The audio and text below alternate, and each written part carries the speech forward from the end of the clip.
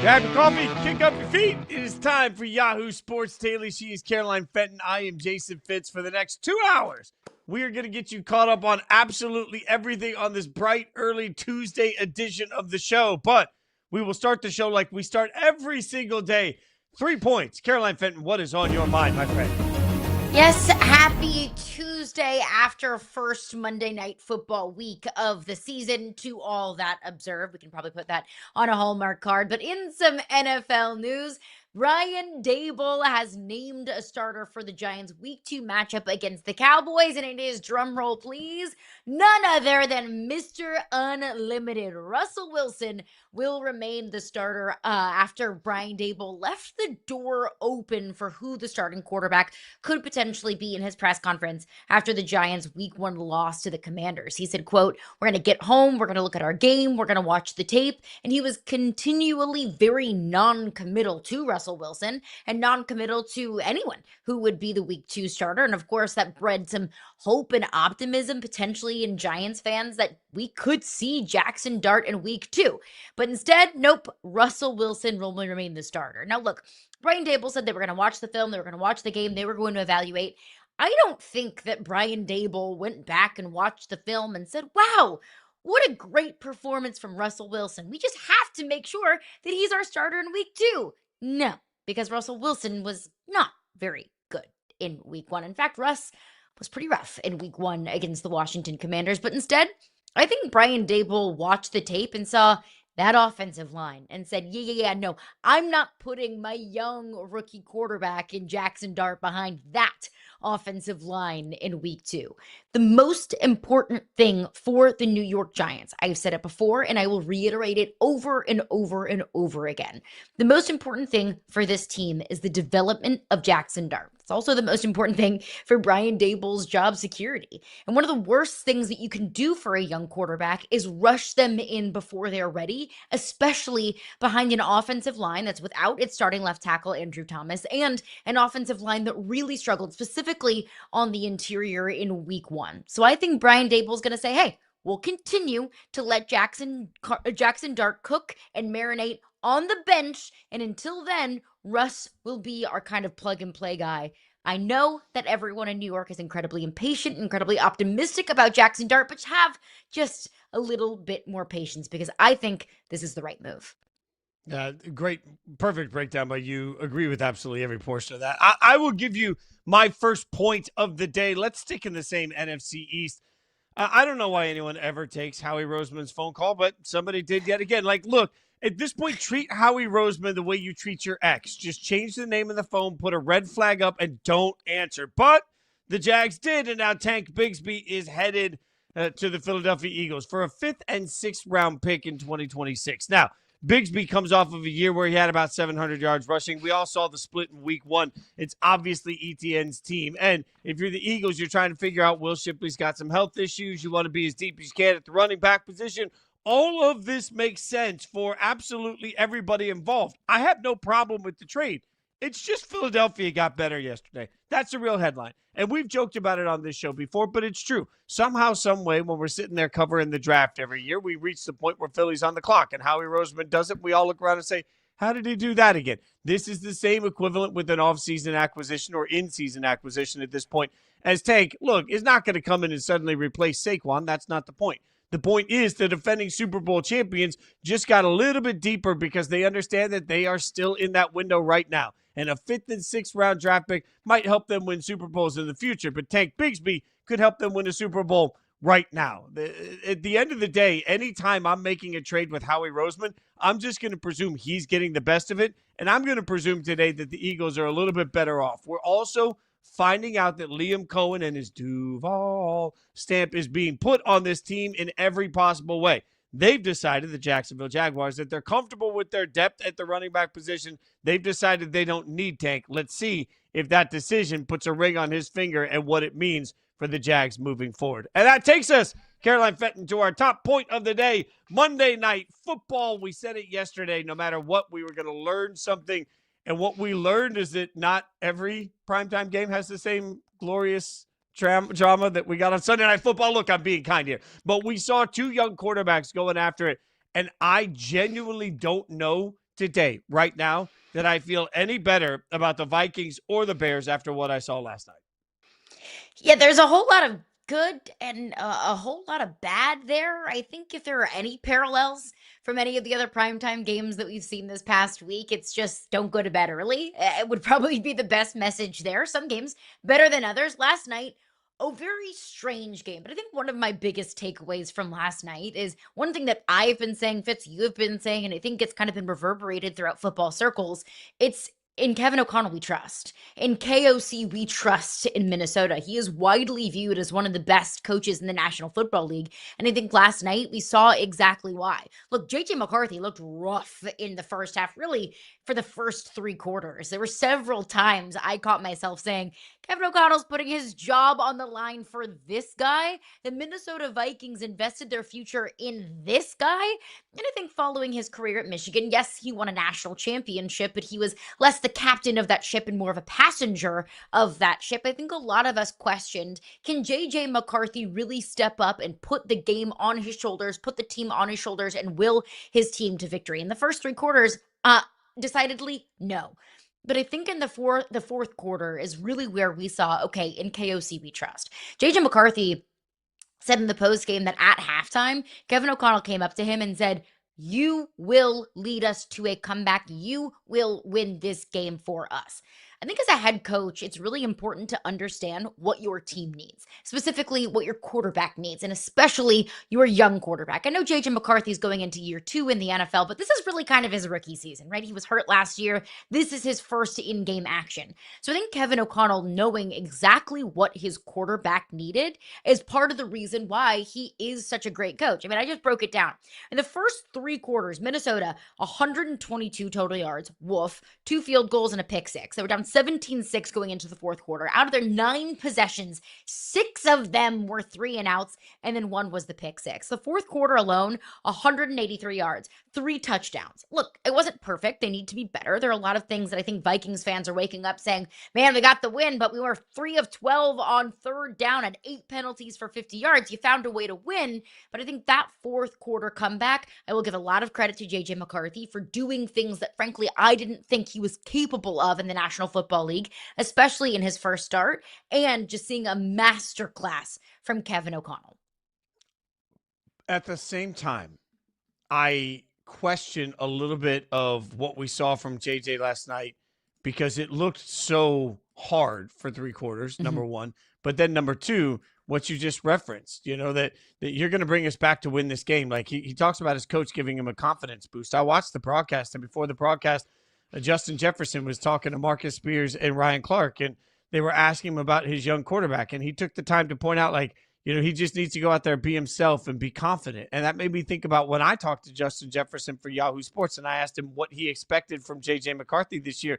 And he said, I just need him to believe in himself as much as we believe in him. I think there's a trend here. There's a theme here. What we're finding, and this isn't necessarily a bad thing, but we're finding out that there's a certain level of buildup that JJ at this point in his life seems to need from the people around him and the coaches around him. And that's fine, but that does turn into a tricky situation. There was one former quarterback in the NFL that was described to me by a front office member as an I love you man guy. He needed to be told how much he was loved. And if he wasn't told how much he was loved and appreciated, it hurt his confidence. You have to know that. And I credit Kevin O'Connell for being able to turn around and make that happen. But at the same time, what we have to acknowledge is that's part of his personality. I don't know what to make of that. And I don't know what to make of the game we saw last night, because certainly you're right. In the fourth quarter, he absolutely tore it up. He used his legs, and it was incredible to watch. But the first 3 quarters were the opposite of that. So how much of that is, the meltdown of the Bears, and how much of that is the rising of JJ?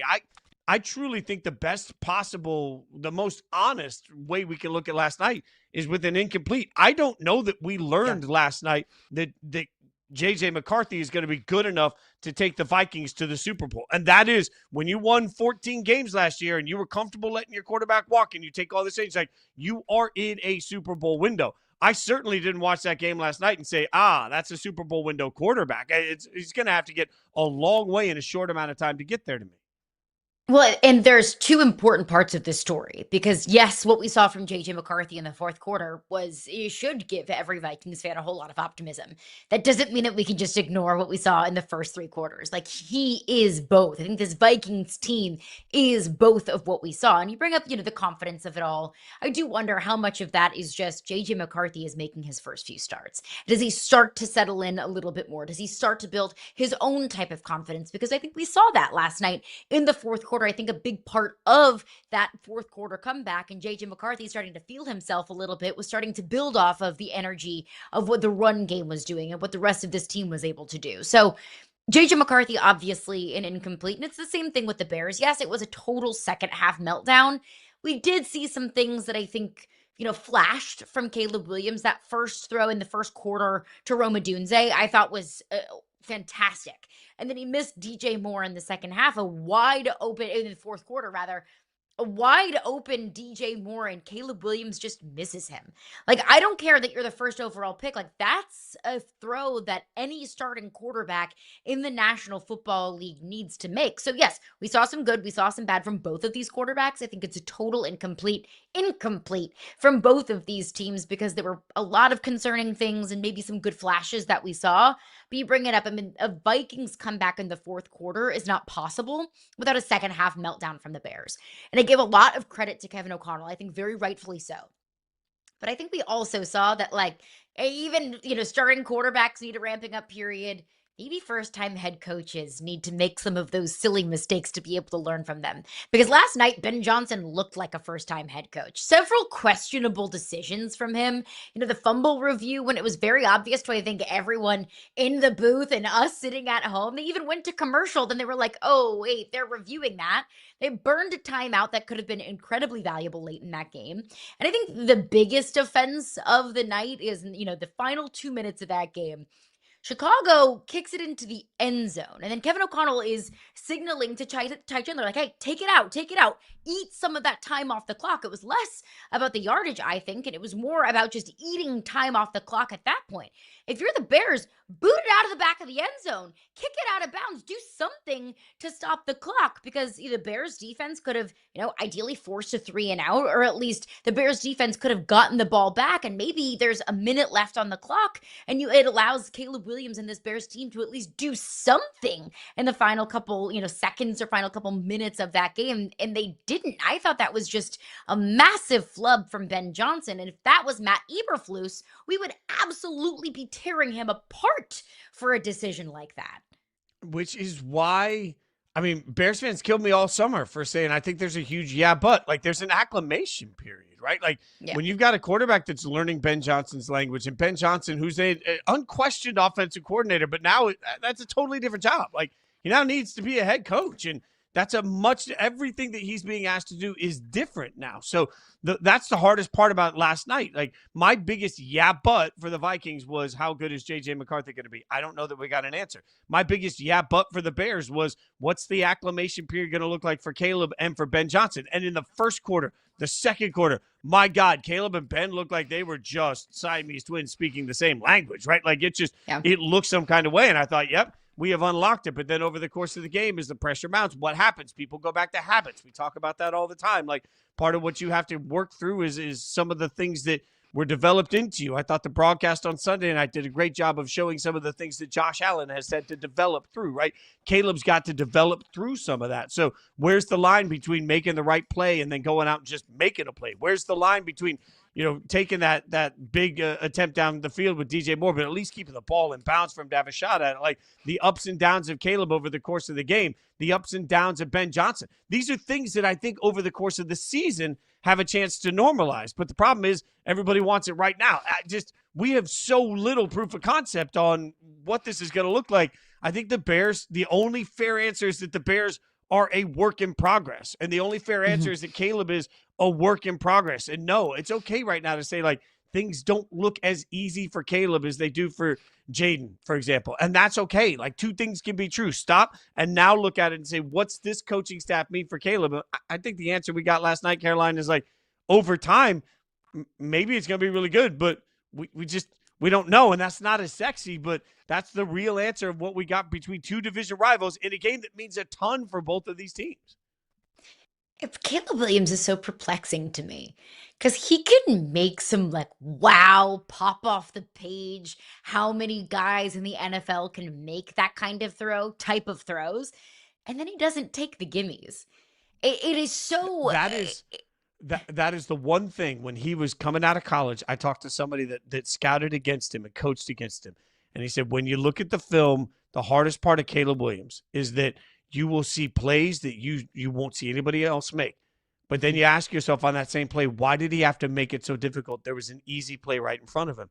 You're right. There's just a part of Caleb Williams that I think is defined by making the difficult things or making the easy things sometimes unnecessary difficult. Lot to break down on Monday Night Football. We'll continue to get the best of that action to you. But in the meantime, we've got drama off the field. Belichick firing back at New England, and New England firing back at Bill. We'll tell you about it next. Yahoo Sports Daily.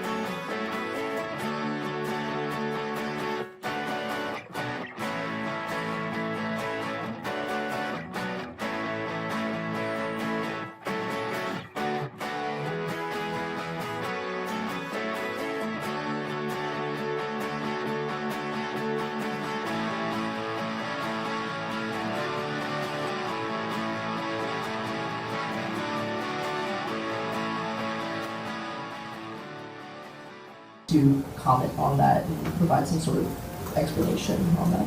Yeah, well, no, it's clear that I'm not welcome there around their facility, and so they're not welcome in ours. Pretty simple. Again, nothing surprises me. I would imagine that that Bill, I mean, he came back for, the best of my knowledge, Tom's ceremony, so that I would, I guess he's welcome back based on the fact that he was there. So I'll just go by that. Since his departure as the head coach here, he's been back, and I'll leave it at that. We have got such a weird dynamic growing, as you just heard Belichick say, he's not welcome there, so they're not welcome here. And all of this comes back to the never-ending controversy between Bill and his former organization, the New England Patriots. It's Yahoo Sports Daily. She's Caroline Fenton. I'm Jason Fitz. And Caroline, I don't understand this. I don't understand why we've got such a legend of a coach that's hanging on to something so irrelevant, but it's just news that won't go away. Like, Vrabel has so many other things to worry about right now based on his Sunday action, and instead he's answering questions about whether or not Belichick is welcome at the Patriots facility. This is just, it's got to stop. I also can't help but laugh at that Mike Vrabel clip. I covered him for 3 years. I feel like I learned and knew Mike Vrabel very well. He simply cannot help himself but answer every single question that he is asked like a total and complete butthead. Every single time. I mean, like, Mike Vrabel, I think, those Patriots players, I think, obviously feel some type of way about Bill. They won a lot of championships under Bill, but also I don't think Bill was very fun to play under. So I think Mike Vrabel likes to kind of push back on the fact that he does come from, the Bill Belichick tree, not the coaching tree, but the Bill Belichick tree. The way Mike Vrabel answers questions is exactly like Bill Belichick. So he is, I think, a lot more like Bill Belichick than he would like to admit. But I digress with that. This whole Bill Belichick Patriots thing, it's so catty. It is so silly. I used to be, a middle school girl once. I was a 12-year-old girl one time. That's exactly how 12-year-old girls interact. She won't let me play with her. She didn't invite me to her bat mitzvah. Like, that's how, catty, immature, young people talk to each other. You aren't invited to my facilities because I'm not invited to yours. Like, how old are we? And it is so frustrating to me because if Bill Belichick wants to have his own personal vendettas and hold on to grudges for his entire lifetime, fine, that's his prerogative. My problem, Fitz, is that he is actively hurting the North Carolina football program, a program that is paying him very handsomely for his services. He is actively hurting them in the process because he can't get over, whatever beef he and the Patriots have. It's so silly. It is so Real Housewives of Foxborough. He is the leader of young men. And that's the part of this that just, you lead by example. And as I said yesterday, on to Cincinnati can't get past an entire chapter of his life with the New England Patriots. And now he's got to stand up to everybody in front of that, in that locker room, in front of all of them, and tell them, hey, live to see another play, live to see another day. Don't worry about what happened yesterday. All of the coach isms that he gives. How can you do that where you're still sitting here obsessing about your ex? Like, this feels like a lonely person that's just stalking their ex's Facebook page, and it makes no sense to me. That's not a way to live if you're Bill Belichick. And at this point, like, I can't find any logic behind it at all because he does sound like a child. And that, to me, is such a hard part of leading in this example. And I don't know what else has to happen. I don't know if Kraft could come out and make a statement about it. He shouldn't have to. But I just think this beef doesn't go anywhere, and it needs to. So, but at some point, they just got to bury the hatchet. This whole this just the way we work as a society now, and I don't understand it. We're going to sit here and listen to Bill, and then we're going to listen to Vrabel, and then eventually somebody's going to ask Kraft, and then we're going to ask Bill about what Vrabel said because Vrabel needs to know what Kraft said. Like, what are we doing? Just put the grown adults in a room. I don't care. Put a microphone in front of them and end it for everybody. Like, if Robert Kraft wants to build a statue for Bill Belichick, then tell the world with Bill Belichick standing next to you. Whatever it takes for adults to act like adults at a table and just air this out so we can stop with this. Well, what do you think of what this person said? Like, this is never going to end if they don't sit down like actual grown-ass men and figure it out. But I do wonder, Fitz, like, does anyone care enough? Like, does anyone care enough about Robert Kraft and Bill Belichick's beef that we are how many years removed from the Patriots' last Super Bowl? And we're still doing this? Like, Bill Belichick has not been in New England for 2+ years now, and we're still doing this? Like, do we really need to hold a press conference for everybody to say, look, we're friends again and we're going to hold hands and ride into the sunset? Because this is very clear to me that Bill Belichick cannot get over this. Right, that's the thing. Like, I don't care if Bill never goes to New England again. Like, Foxborough is not really a fun stadium to go hang out in anyway. Like, just don't go to Fox. I don't care. Right? I don't care. It's cold.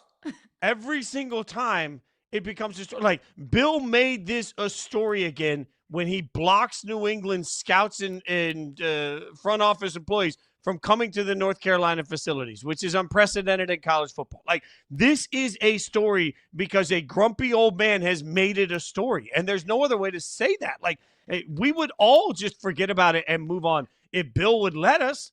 But what do you do? Like, at this point, it truly is such an argument that's become this public platform because the public facing people involved in it won't just shut up about it. Like, if they would just let it go completely, not a story. If Bill doesn't block the Patriots, we're not talking about it right now. Yeah. And I take back what I said. I said, who cares?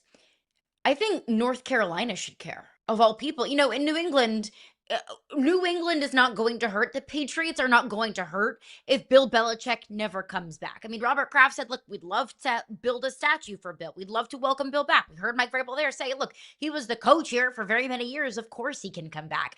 But I don't think the Patriots fans or, the area of New England is going to actively hurt if Bill Belichick doesn't like them.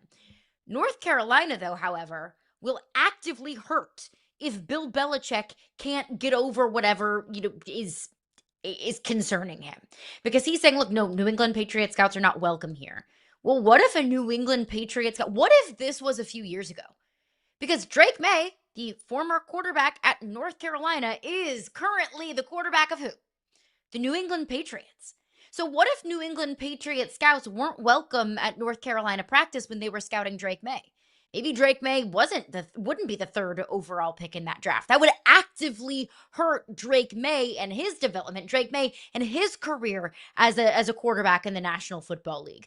What if there are players that could potentially have futures in the NFL as New England Patriots? What if that's the only team that would be willing to give some of these players a shot? Well, now they don't have that shot anymore because Bill Belichick has a grudge that he can't get over, and he's actively hurting his players. He's actively recruiting more players, because why would players want to go somewhere with a head coach that cares more about winning the argument than winning football games? So if anybody should care, it's North Carolina fans. It's North Carolina boosters. It is people in the athletic department at North Carolina that, stuck the neck out for Bill Belichick and said, we think that this should be our guy. We should pay this guy to be our next head coach. And now he's hurting them. Especially in a couple of weeks when Clemson goes to North Carolina. You're going to block your facilities from everybody then? All right. What's more unwatchable? All right. At this point, is it more unwatchable, Belichick, Kraft, or Mayweather, Tyson? I'm talking old guys fighting. Like, what is more unwatchable? And I think I'll go first here, Caroline. I think it's Tyson and Mayweather, because what we have right now, if you think about Belichick, Kraft, it's just two old men standing across from each other, the whole time. If we get Tyson, Mayweather in the ring at this point, it's actual fights. Like, it's actual punches being thrown. Old man punches. Look, I would never say that to Mike Tyson's face. I'm just saying old man fighting. Yeah, careful. That'd be more painful to watch. I still remember The Hangover, but still more painful to watch actual slow punches being thrown and slow boxers at this point not be able to get out of the way of slow punches than it is watching silly slap fights between Belichick and Kraft. See, I disagree. I mean, at least Tyson and Mayweather are actually putting the gloves on and getting in the ring and actually hitting each other. Like, we get to see some actual action here. Like, maybe we need to see Belichick and Kraft in the ring. Put the gloves on. That would be the most interesting thing. An actual physical boxing match between those two that we see on our screen. Because right now, it's just cattiness. Right now, it's just talking behind each other's backs. Like, right now, you're just calling each other fat. Like, that's like what you're doing. Like, you are catty and you are silly and you are talking to each other like you are like middle schoolers. Actually throw some punches. For crying out loud. You know how much money they could raise if they did a boxing event for charity, Belichick v. Kraft for charity? Oh, it would go through the roof. I'd bet. Take my money. It's going to outdo the Super Bowl. Oh, God. Some charity somewhere would make absolute incredible money. Okay. From the drama off the field to actual drama on the field, everybody was impacted by fantasy football over the weekend. Our own Joel Smyth going to join us next. We'll get his thoughts on some of the action and what it means for some wide receivers that were invisible in week 1.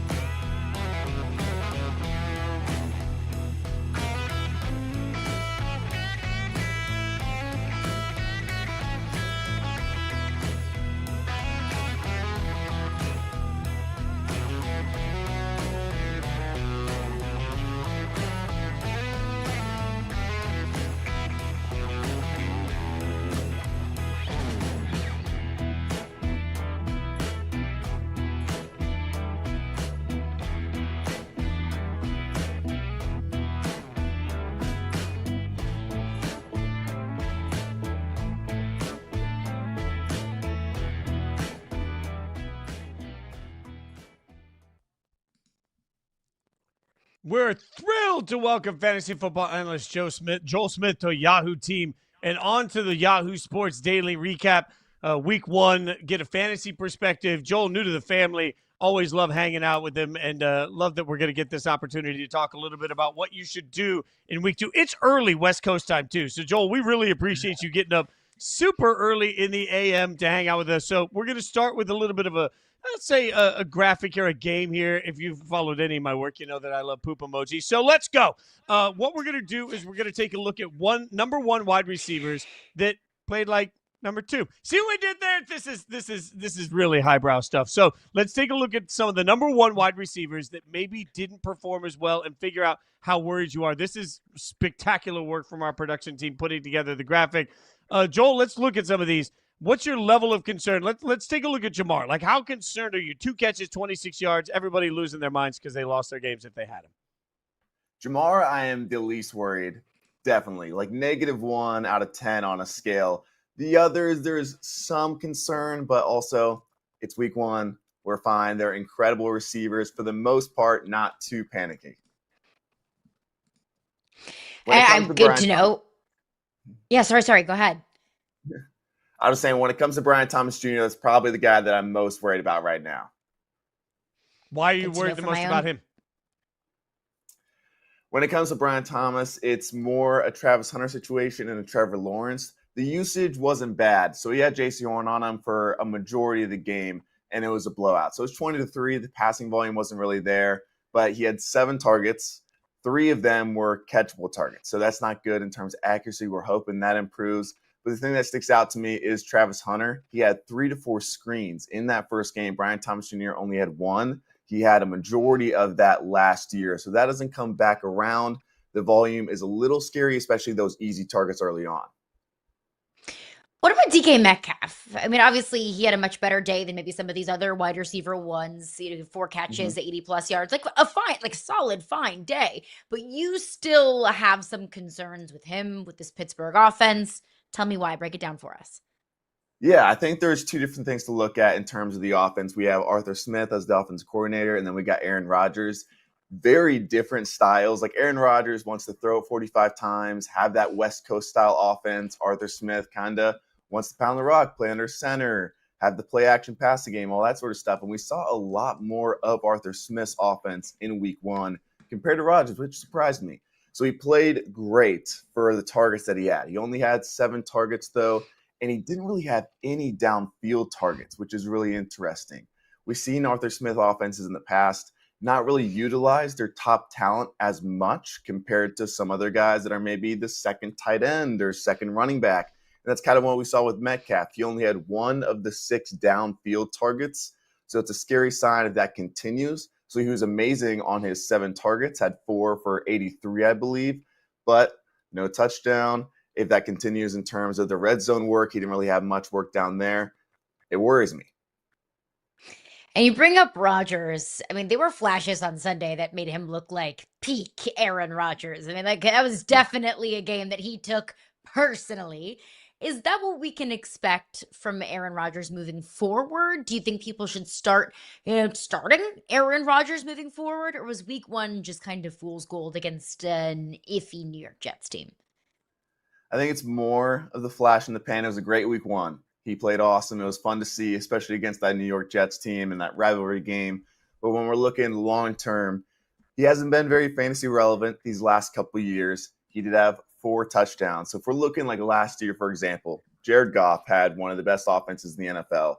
He had 44% of his points coming from touchdowns. It was the most in the NFL.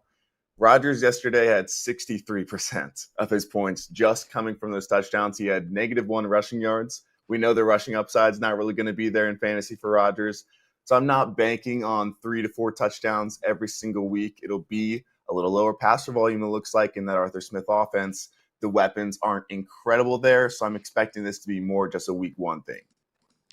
So walk me through a little bit of your mindset with this combination in mind. But really, we see so many combinations of new offensive coordinators with new quarterbacks and new places. We've talked about Monday Night Football, for example.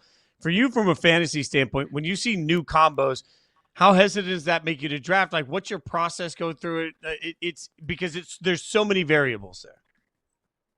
Yeah, I think one of the main things I look at is the upside compared to where they were drafted and then also the volume there. So a great example of this is J.J. McCarthy. We were expecting in this Viking offense to have a ton of passing volume, and he's kind of more of an unknown. That's a guy that I would love to take at a super cheap value. If you can get J.J. McCarthy for next to nothing, and we saw last night in that fourth quarter with a good offense, a good offensive coordinator, a good play caller in Kevin O'Connell, that volume kind of eventually pays off. So that's where I was thinking with Aaron Rodgers, like going back to him with Arthur Smith, like we're not expecting as much volume. He's really talented, obviously, one of the greatest quarterbacks ever. But when that volume is a little lower, that's what makes it a little more concerning. And kind of speaking of fool's gold, maybe with Aaron Rodgers, what about Daniel Jones? I mean, look, I have eaten so much crow on Daniel Jones this week that I thought, why is anybody thinking he's going to do anything? The Colts are going to be miserable, so on and so forth. And look, at least in 1 week, I was proven big fat wrong. Is he somebody that fantasy users should start looking at moving forward? Well, first off, I think everybody was proven wrong, so I don't think you're alone there. Don't feel bad. Not Fitz. I called it. Fitz was the okay, captain maybe my bad. of Daniel Jones Fan Club. I am the only person in America that predicted great things for Daniel Jones. I think I'm the president of his street team fan club at this point. I don't know. Like, might get T-shirts made. DJ needs to come on the show because I championed it. Joel, but how sustainable is it, though? I have my worries. He did graduate from the Kevin O'Connell School of Quarterbacking, so that's a good sign. We've seen it with Sam Darnold last year, so there is hope. That is like the one thing where it's like, maybe it is real. And the second thing is that rushing. So he had 2 rushing touchdowns. That's not going to continue every week. He's not going to be the greatest rushing quarterback of all time. But he does provide a little bit. We've seen that before. He's had some quarterback one numbers in the past in fantasy. It was a while ago. But it's good coaching there. He's got really good talent around him. Great offensive line. He's got Jonathan Taylor, Tyler Warren, got Pittman, Downs, all that sort of stuff. So there's hope. I don't have too much faith. I'm not really confident in the Miami team after that week 1, but I think that there is worse options. If you're playing in a super flex league where you're kind of playing those 2 quarterbacks, I don't mind him right now as that second quarterback, but I'm not going out and getting him for my week 1. He does play Denver next week. They have the best passing defense in the NFL, so I definitely wouldn't start him next week. But this is why I keep saying, and it's so disrespectful. It's like, it's the Temu version of Josh Allen. It's going to work out just fine. So disrespectful when I say it that way. Okay, let's take a look at some week 2 waiver wire ads. This is always interesting. We all know what Tuesdays are about, right? So let's go through some players and see what you think on there. Give me a waiver wire ad at the quarterback position. I chose Geno Smith over Daniel Jones for this week. There isn't too many waiver option quarterbacks, but he looks good. And we've seen top 10 numbers from Geno recently. He's a really good quarterback, very accurate. So it just kind of like goes back to that situation thing we're talking about. He's got a new team, completely new players around him, and a new coach. And with Chip Kelly early on, it worked out well. We weren't really expecting good passing volume just based on Chip Kelly NFL teams in the past. And he had it. 34 passing attempts, top 10 passing rate yesterday or Sunday, and looks good overall. So he's got the talent there with Brock Bowers. Jacoby Myers looks solid, so he can work out there. We have a football vibes index here on this program, and the vibes with the Raiders are high. And that is not something, no offense, Fitz, that Raiders fans get very often. So, I mean, I'm riding high on the Raiders after that win. But you bring up Geno Smith just in terms of volume. What does that mean for Ashton Genty and his fantasy usage? I'm still confident because he had basically all of the running back touches in his first career game. So he still had, in that pass-heavy offense for week 1, had 20 fantasy opportunities in terms of those carries and targets. He was top 5 at the position in the amount of RB touches he had in terms of his team percentage. So when they were giving the ball to the running backs, it was Ashton Genty. It wasn't anybody else. And this was his first career game. So I'm high on it. It wasn't the greatest production, but this would be a good sign for me. I know it wasn't the greatest fantasy day, but I would be happy if I had Ashton Genty.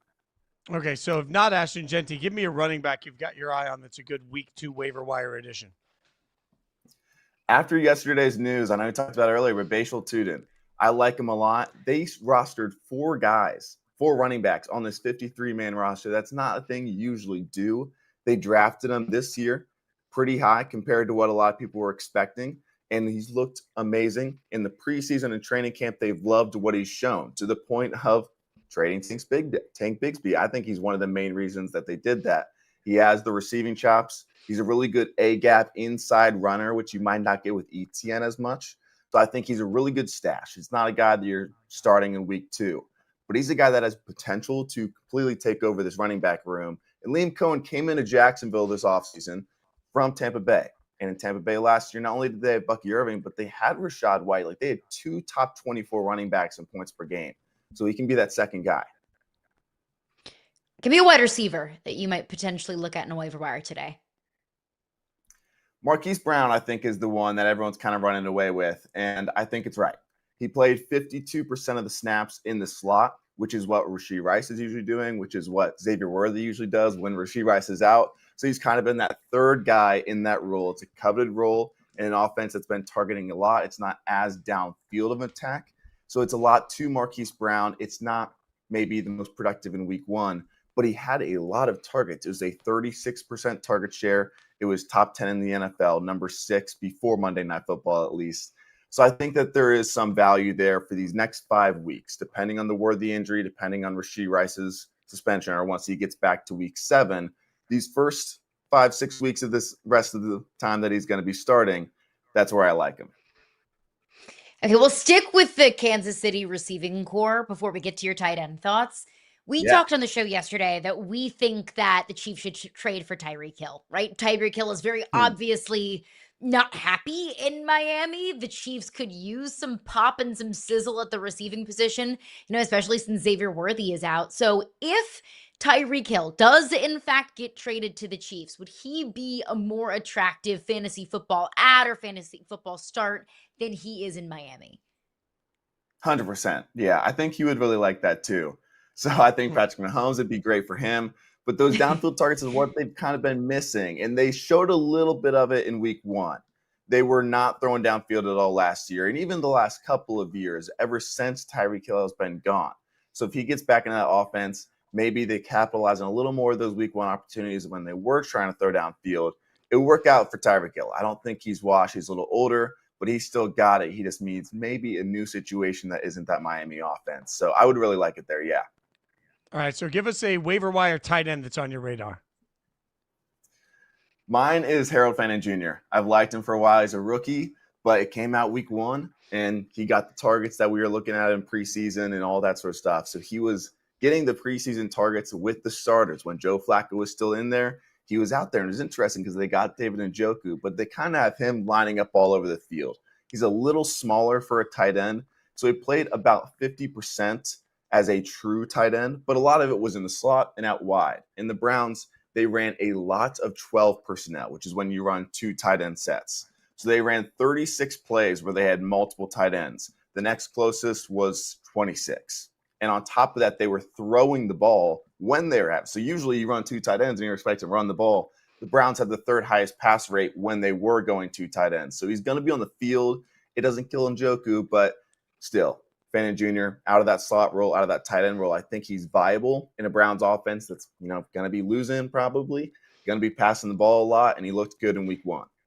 This is why in dynasty leagues I keep saying just like take a late chance on a random young tight end because young tight ends can get contributions early. All right, Joel, we appreciate you hanging out with us. We hope you come back and hang with us. I know it's early on the West Coast, but your insight is spectacular. Welcome to the Yahoo family. Thanks for hanging out with us. Yeah, thank you guys. Talk to you soon. Thanks so much, Joel. Joel Smyth. Check his work out across all of our socials and on Yahoo Sports.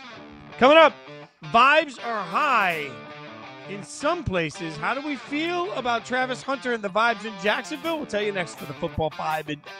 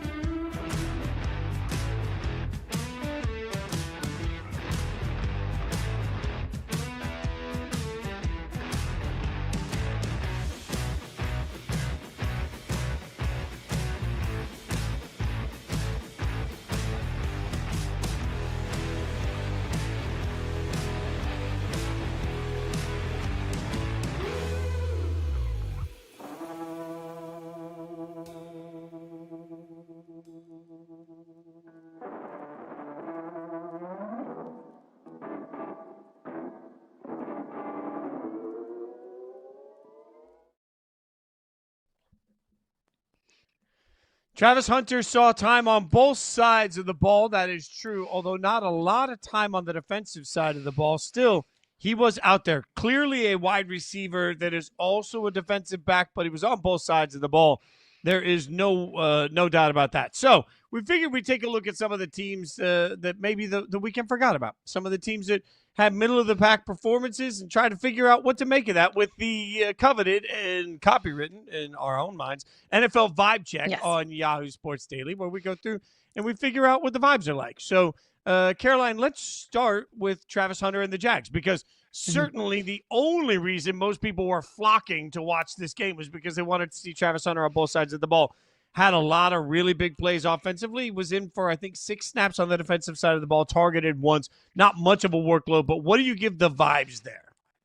Yeah, I mean, like every opportunity the broadcast had to show Travis Hunter, whatever he was doing, sitting on the bench, on the sideline, drinking water, in the locker room, going to the bathroom, like whatever it was, Travis Hunter. I'm like, they're kicking the ball off.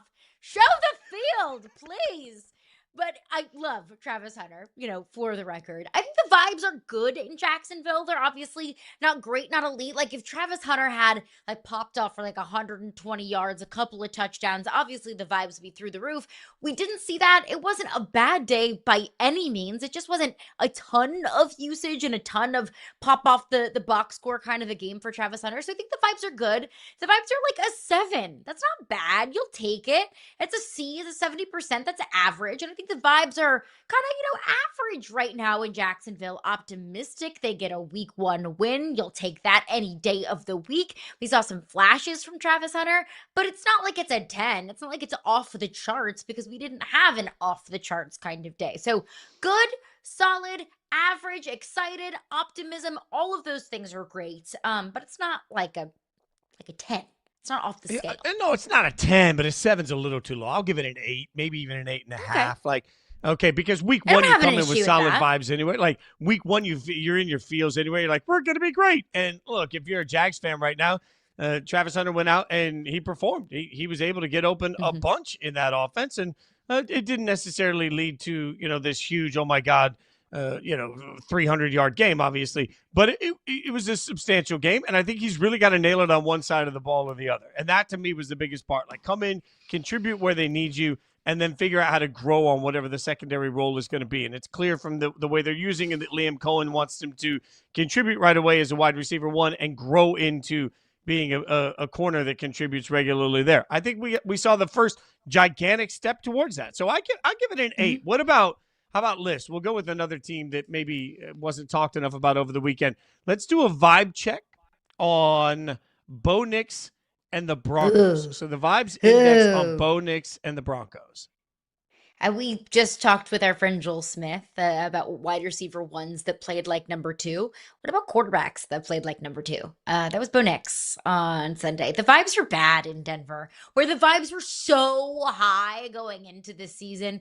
That defense, you have defending defensive player of the year in Pat Surtain. Bo Nix can take that next step forward. His coach is one of the most brilliant offensive minds in football. And it was a clunker. week 1. That's not to say that Denver can't be great, that Denver can't, give the Chiefs a run for their money in the division. Of course, all of those things are still intact. But if we're just looking at week 1, the vibes are at like a 2, maybe a 3 max, because you won. And in the NFL, sometimes it's just survive and advance and get in the win column by all means necessary. But if it wasn't for some absolute boneheaded decisions and moves from the Titans head coach Brian Callahan, maybe we're singing a much different tune.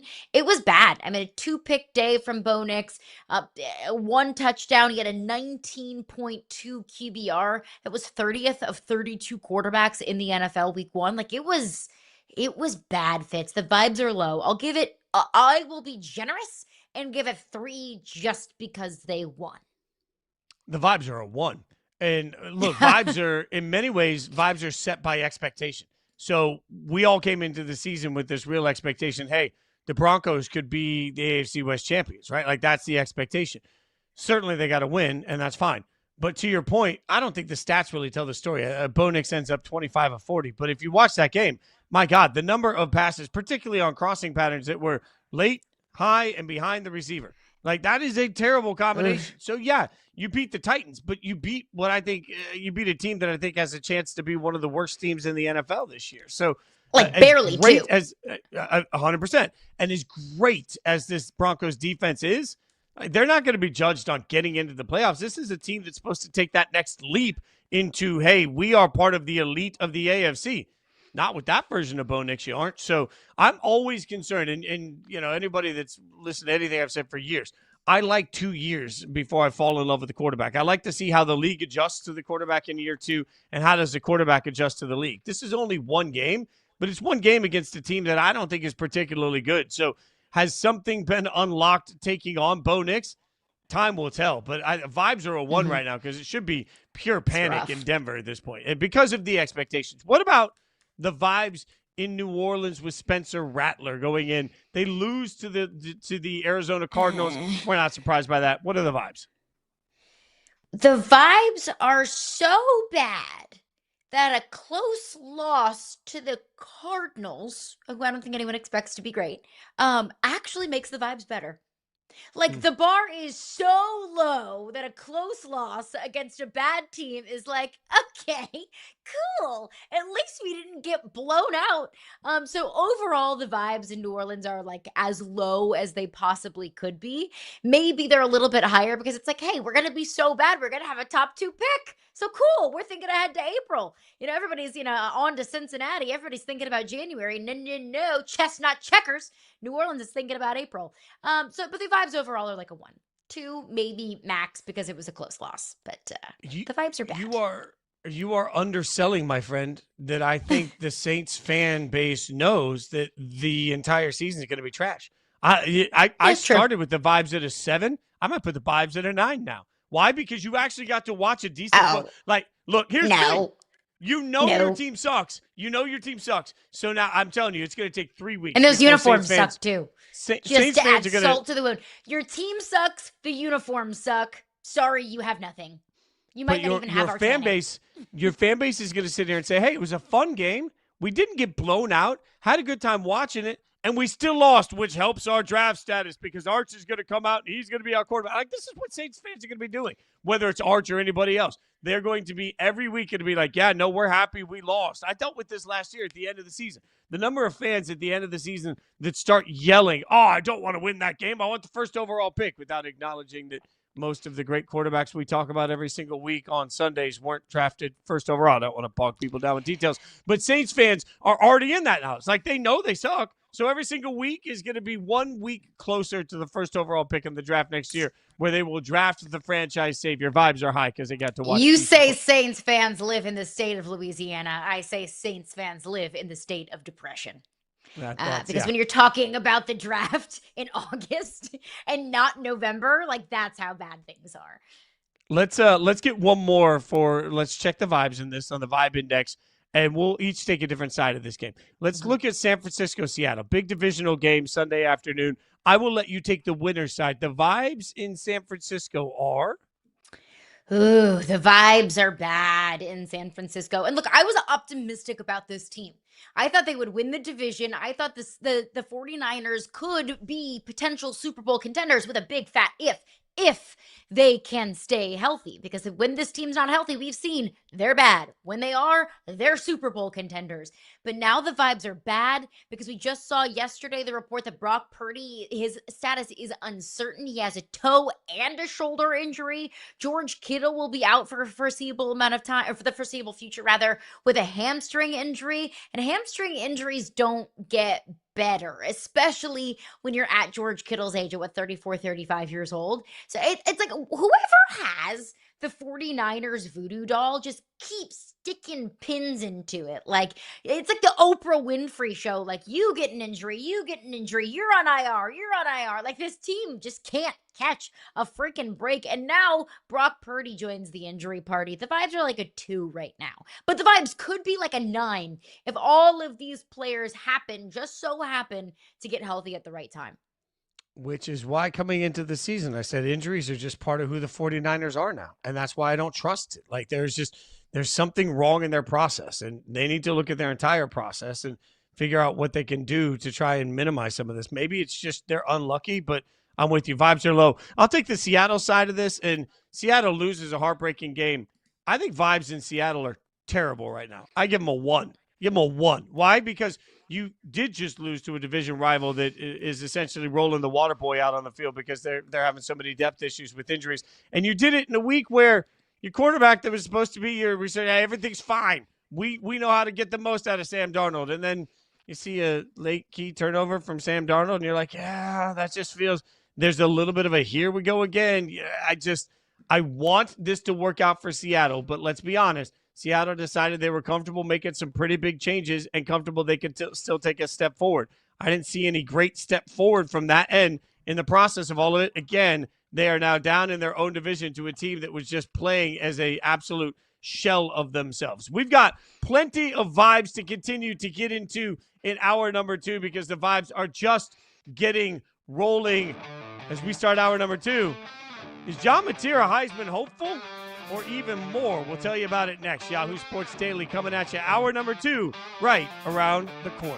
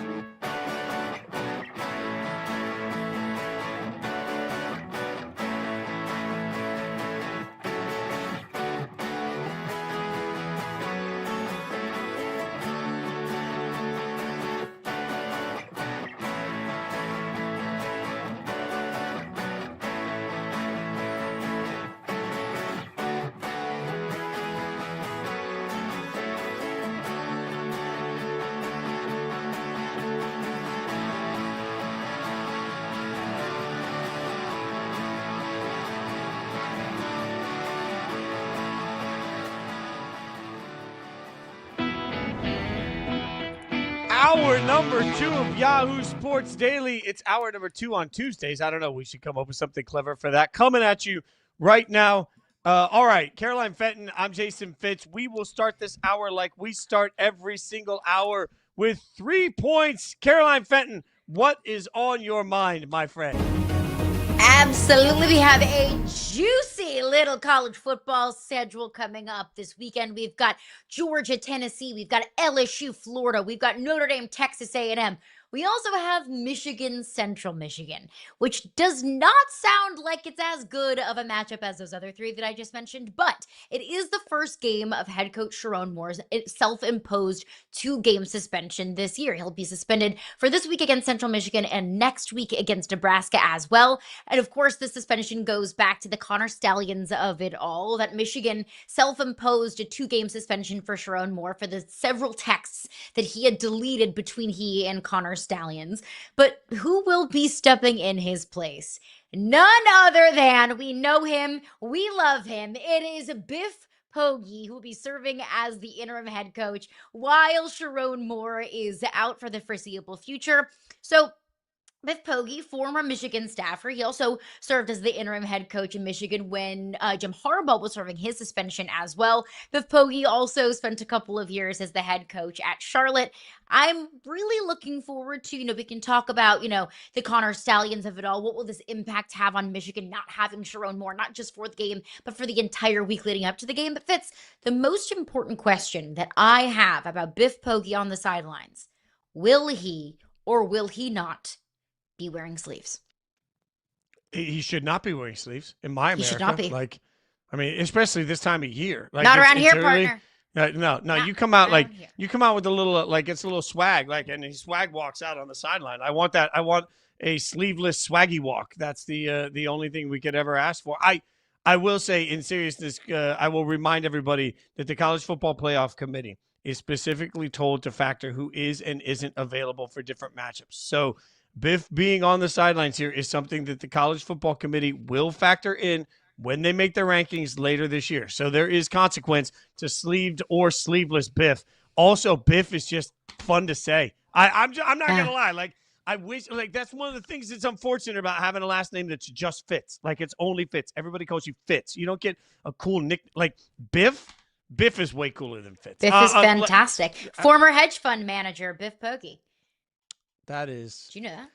He made millions and millions managing a hedge fund, and then thought, you know what? I feel like coaching football today. So that's what he did.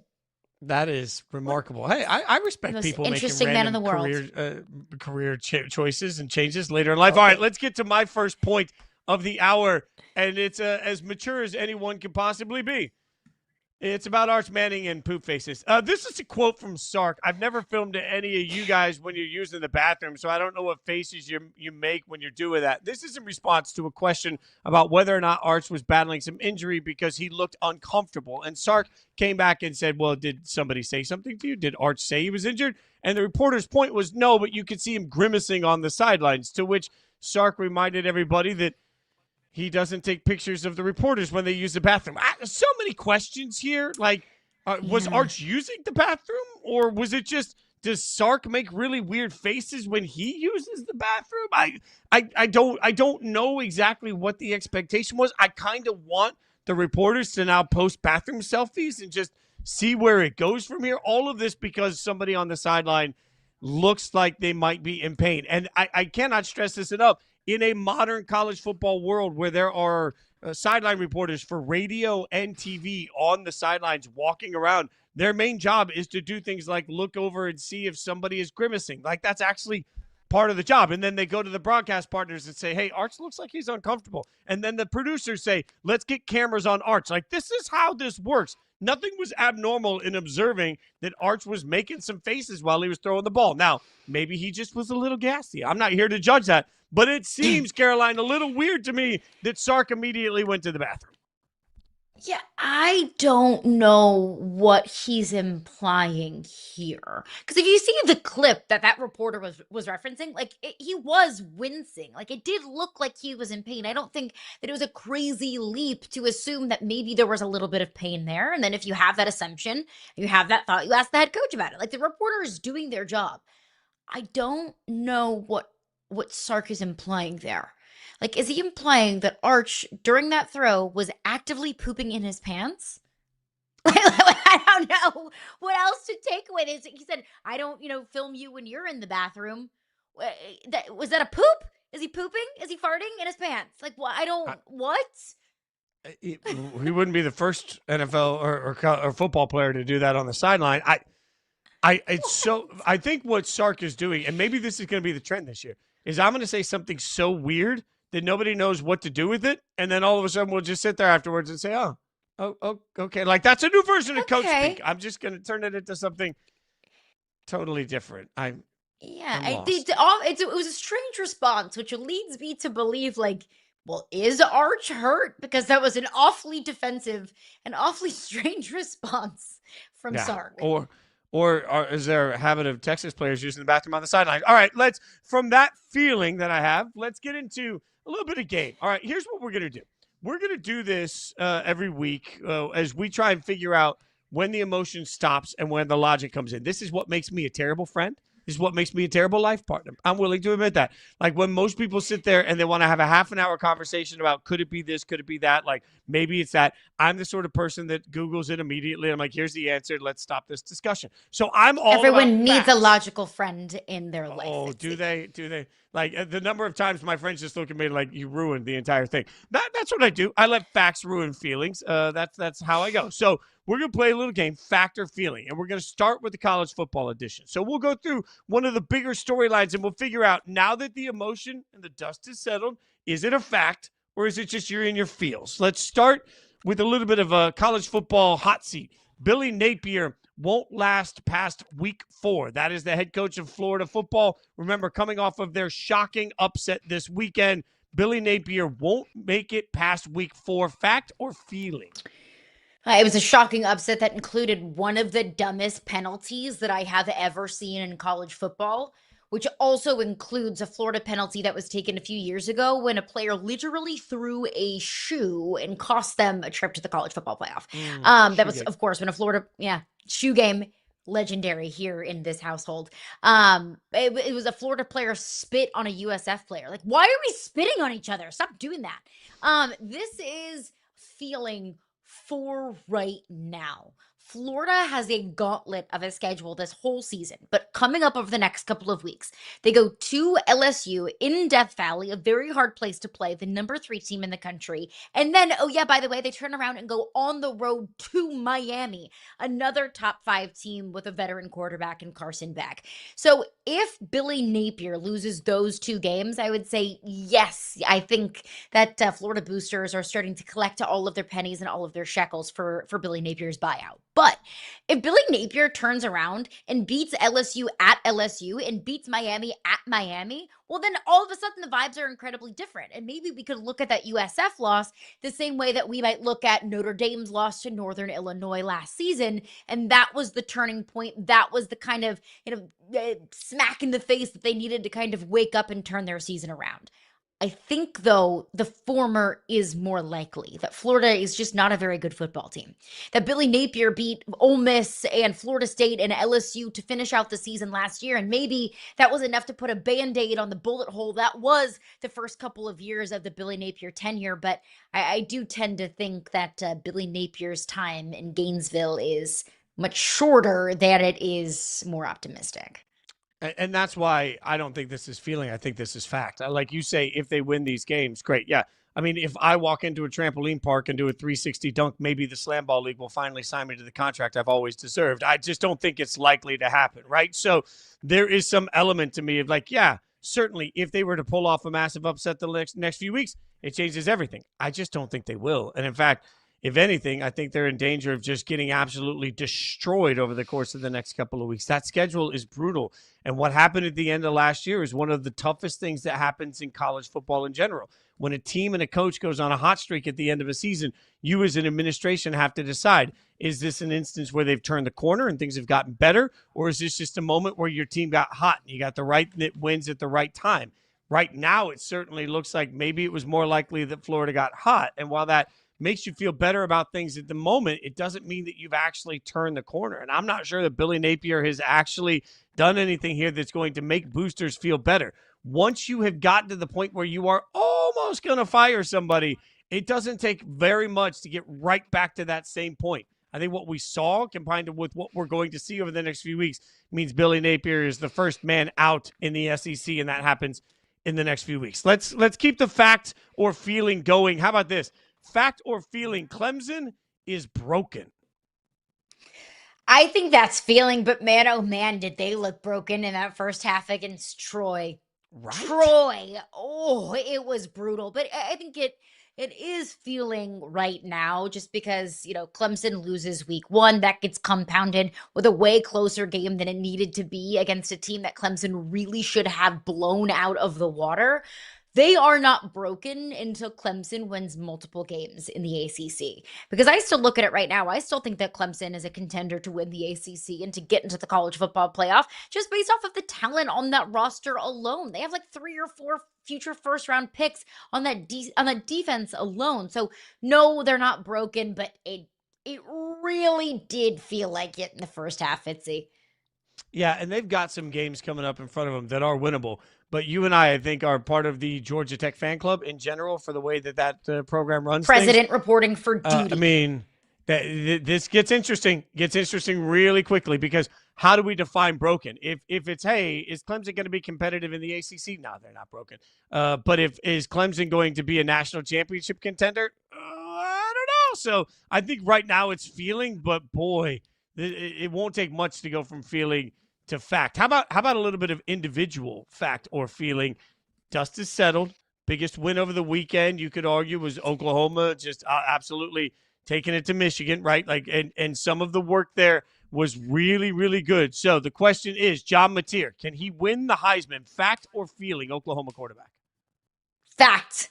Total fact. You did not hear me stutter. Absolutely. I think that John Mateer can be a Heisman Trophy candidate.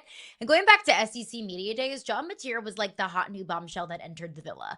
Everyone was encapsulated and just totally enamored with John Mateer, his presence, his confidence, the swagger about him. And of course, the swagger and the confidence is great and all, but let's see you do it on the field. I think we've seen that come to fruition on the football field and has really revived an Oklahoma fan base that has been down in the dumps.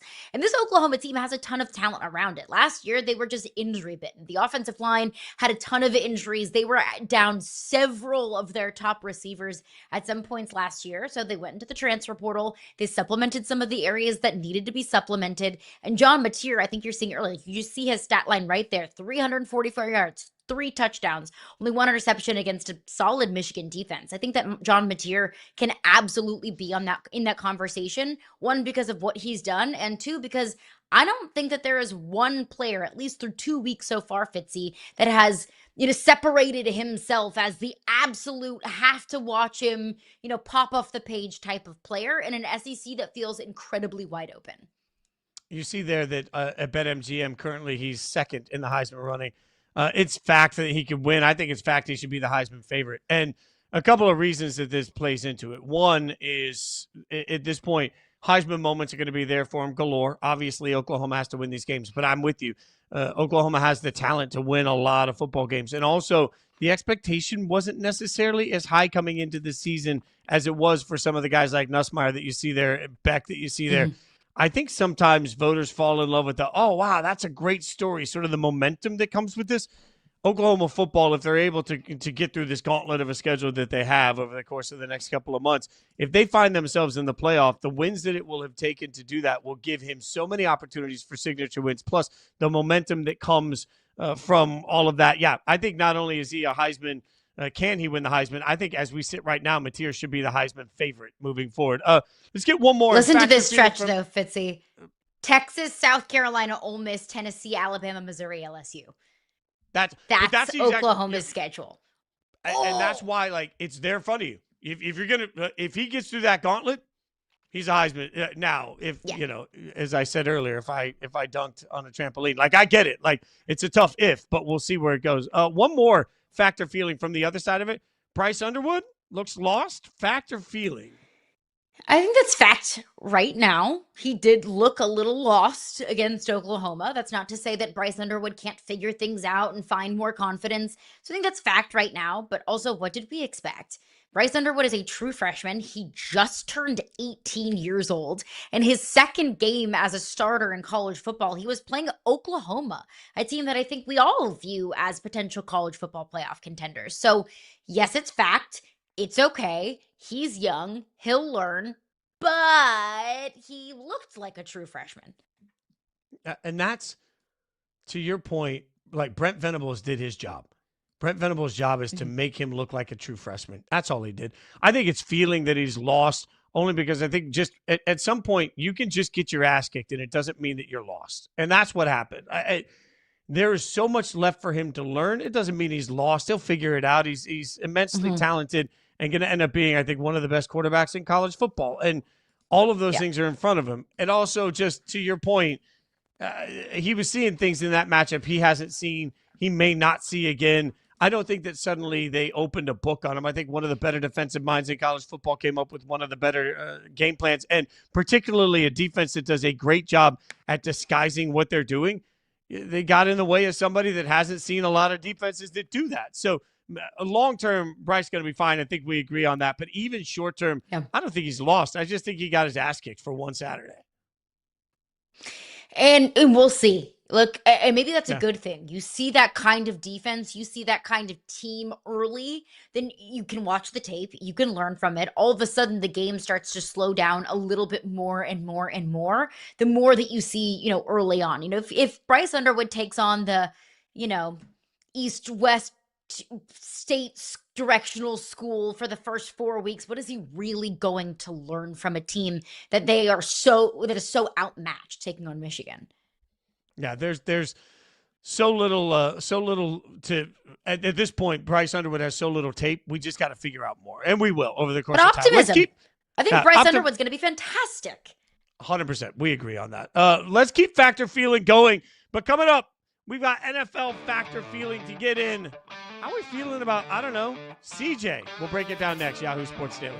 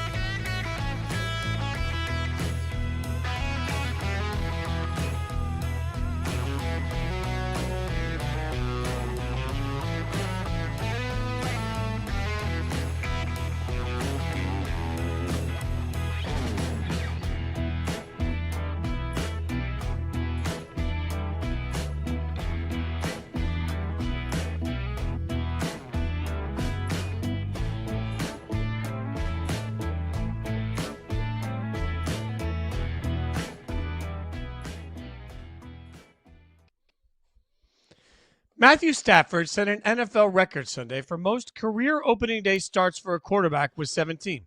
Until this year, Stafford had started his team's season opener in all 16 seasons, which tied him with John Elway for the longest streak to being a quarterback's, to begin, I think he means, a quarterback's career.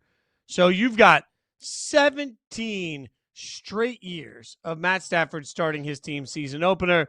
And that's got us in our good feels. So let's continue to do some fact or feeling. Again, now that everything's settled down, all right, we're a little bit more logical. We're going to break down some of the results we saw over the weekend, and we'll figure out how much of our feeling now, how much of our takes now are based in fact or feeling NFL style. So let's start with that.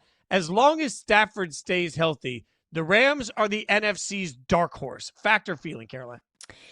So let's talk about verbiage here. The NFC's contender, for sure, totally, 100%. Like, why not? They've invested into the ground game. They've got a great defense. They have a veteran quarterback who the head coach trusts. You have a head coach who has a brilliant offensive mind. And as long as Matthew Stafford can stay healthy, and I think that this record is a testament not just to longevity, but availability. I mean, you don't start 17 straight games whenever you're unavailable. So as long as Matthew Stafford is able to stay healthy and stay on the field, then yeah, sure, why not? He can make any throw.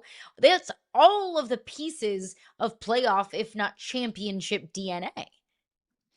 So I agree with you because look, it's feeling for me that this would make the Rams a dark horse simply because I don't believe that they've ever been a dark horse, right? Like if you asked me a month ago who my Super Bowl teams are from the NFC, my Super Bowl candidates, like top tier, it's the Eagles, it's the Rams, it's maybe the Lions, it's Tampa Bay, maybe the Vikings, like some of those groups of teams. I don't know that there's really a team out of nowhere. Like when I think dark horse, I think never would have expected that team to end up in the Super Bowl. And if I'm looking at the NFC side of it, I mean, Washington, there are plenty of people that think that Washington's already a Super Bowl caliber football team. If the 49ers get healthy and go to the Super Bowl, would anybody ever actually be shocked? Like, I can't think necessarily of a dark horse NFC candidate other than maybe the Cowboys. Like, would the Cowboys be the closest thing we have to a dark horse Super Bowl?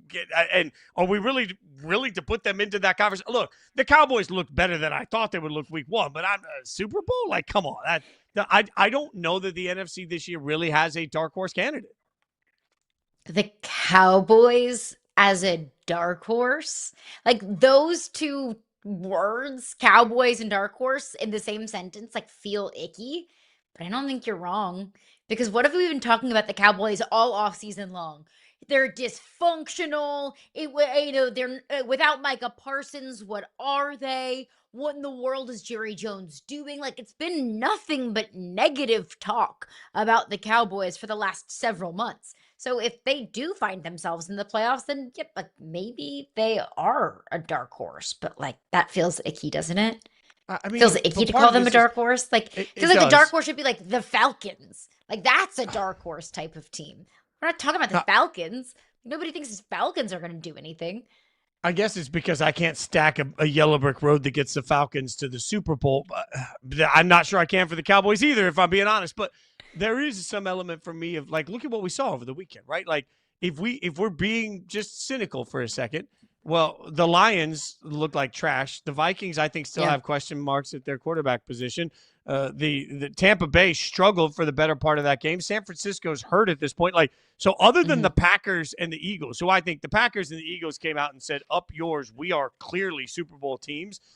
Outside of that, I think there's a pretty good question for most of the rest of the NFC. So it's interesting because that either means we're more likely to stack a dark horse or I'm not sure after week 1 week of evidence, I'm not sure it isn't clear that there are basically two Super Bowl teams in the NFC and everybody else is just climbing over themselves to be also Rams. The NFC feels a little funky because if you would have asked me a week ago, about the NFC North, for example, I would have said, sure, there's a case for all four teams in the NFC North to be potential playoff teams, at least three if we're going to talk about the Lions and the Packers and the Vikings. I don't feel great about the Lions. I don't feel great about the Vikings. The only team I feel great about in the NFC right now is the Packers. Like even the Eagles at times. And look, the Eagles are going to make the playoffs. The Eagles very well could have the number 1 overall seed in the NFC. But there were times in that first game that I didn't think they looked great. They didn't play with a championship edge. You spit on Dak Prescott before the ball even kicks off. Like it doesn't give you a lot of optimism. So it's the Packers. It's the Eagles. And then outside of that, like even in the NFC West, I would have said, okay, like let's talk about the 49ers and the Rams. Like they're definitely both playoff contenders. At this point, I don't know. If the 49ers can't stay healthy, they're not making the playoffs. Yeah, 1,000%. There's more questions than answers boomer in the bust NFC. in the NFC. It does. Yeah. All right, so let's go factor feeling on an AFC opportunity here. The flip side of that game. Factor feeling. CJ Stroud overrated. That's such a feeling. Like, come on, people. Like, this rookie year CJ Stroud that we saw is still in there somewhere. And I think we conveniently forget how many injuries the Texans suffered last year that very well explained why they took a step back. And also, in order for a player to be overrated, they have to be talked about a lot. We're not talking about CJ Stroud. We're not talking about the Texans. Once the Texans took a step back after, we were in the divisional round of the playoffs and after, CJ Stroud was offensive rookie of the year, once they took a little bit of a step back last season, we all just collectively as a football society forgot about the Texans. Oh, well, okay, move on from them. They're bad, so move on. So I don't think that he can be overrated because we're not talking about them very much. Yeah, the hard part on that is that when you're being talked about like you're one of the best, man, I don't know. Like it's hard because overrated seems. I think he's an elite quarterback, but he was talked about like he had the chance to be in that same tier as Josh Allen and Lamar Jackson. We haven't seen that yet, so a little bit of both on that, little fact and feeling. Okay, what about some wide receiver factor feeling? I'll give you this one. Marvin Harrison Jr. is the best Ohio State running or wide receiver in the NFL. Fact or feeling? I think it's feeling. Oh, and is that because Marvin Harrison Jr. plays for the Cardinals? Like, if Marvin Harrison Jr. was playing in a more and a better team that got more publicity, like maybe we would feel differently. Like maybe that this is just kind of bias from who he plays for. But based off of one game, and I know it's one game, but it's all we have. Like maybe Emeka Egbuka would like to have a word. Who knows? I have fallen in love with Emeka Egbuka, and then what he did week one just kind of cemented that. So I'm gonna go feeling, but that's very good company to be in. Yeah, no, this is definitely feeling like, look, it's such there's so many expectations on Marvin Harrison Jr. And I want to be cautious because I feel like a year ago we weren't cautious. And when you come into the league the way he came into the league, there is no doubt that it leads to some level of expectation. But when you start talking about, you see there some of the numbers that some of these guys put up and you think about where they are, like Garrett Wilson. I mean, what Garrett Wilson has done over the course of the last few years, and there's a reason he got paid, right? Like there is a absolute reason why at some point some of these guys have become superstars. I think that there's an opportunity for Marvin Harrison Jr. to become a superstar. My question is, are we going to actually let that opportunity arise? Like it feels like we're trying to anoint Marvin Harrison Jr. before he even gets there. I just want to see some level of him become that guy before we talk about him like he's in that category. So a little bit of a feeling for me on that one. Let's get one more in. Fact or feeling, Bryce Young has become irrelevant. We talk all the time about Cam Young being the most forgotten first overall pick in history.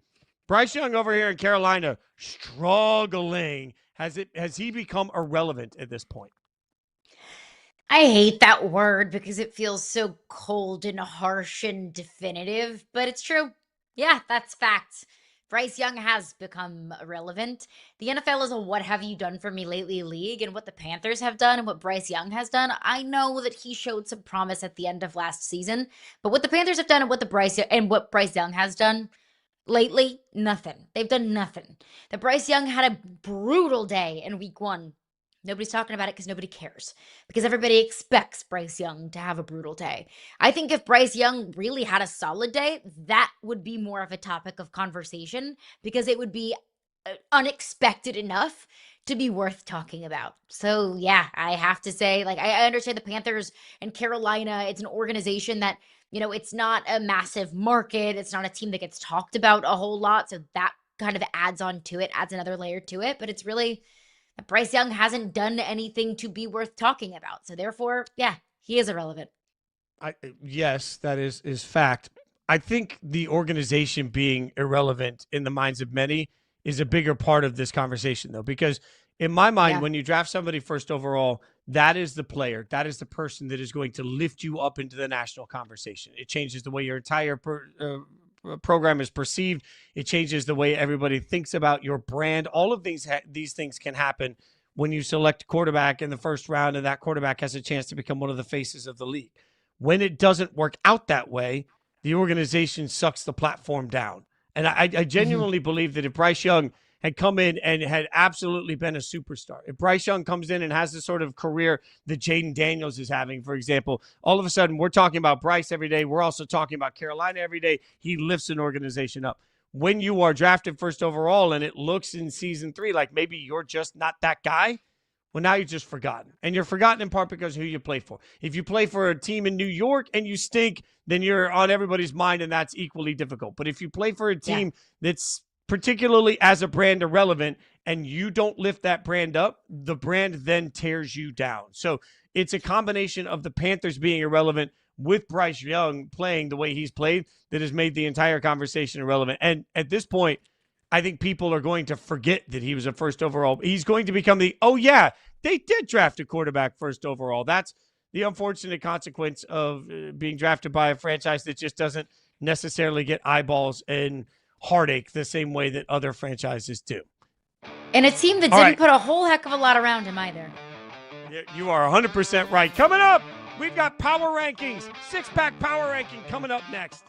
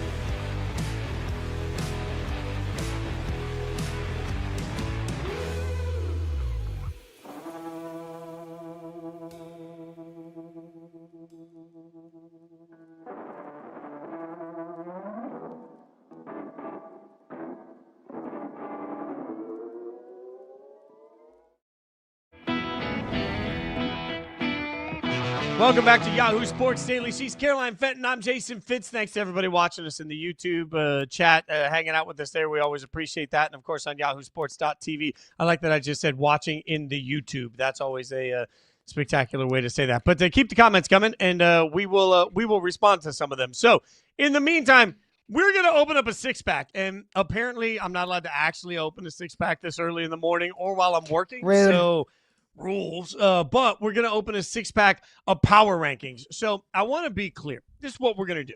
We are going to do our power rankings every week in the NFL, and we're going to do them snake draft style. So behind the scenes, we snake drafted our six-pack, and we came up with it. And we are now going to argue about it because we didn't necessarily come to consensus on all of it. It was a told you so on some of it.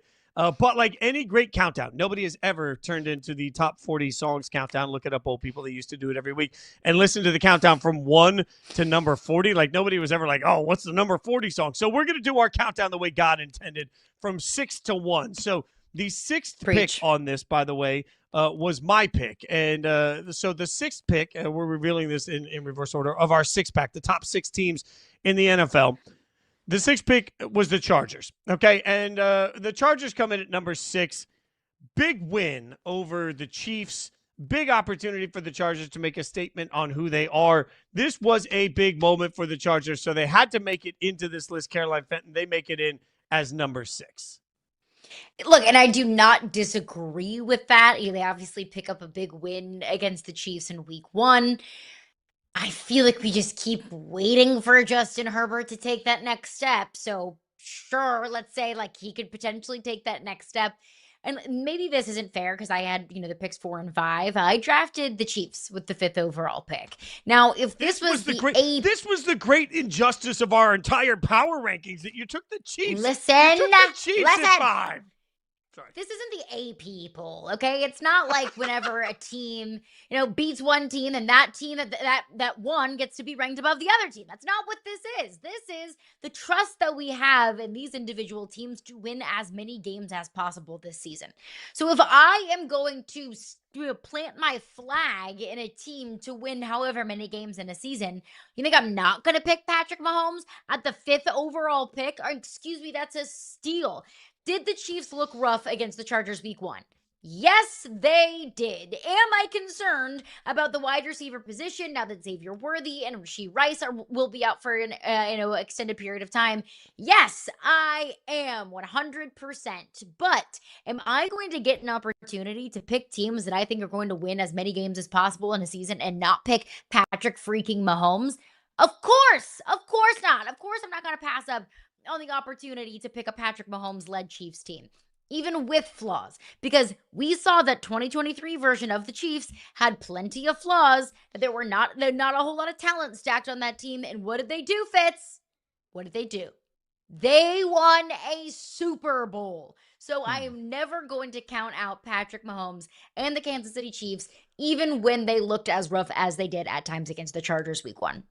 I'm never going to count out Mahomes and the Chiefs either. But see, this is where I, as the six-pack power rankings voter that I am in this process, not an AP voter, this is where I came in with the Chiefs, though. And my argument to all of this is that the only thing I can go on is what we saw in week 1. And there is just this. I'm not counting anything we thought coming into the season. I'm only going on what we saw week 1.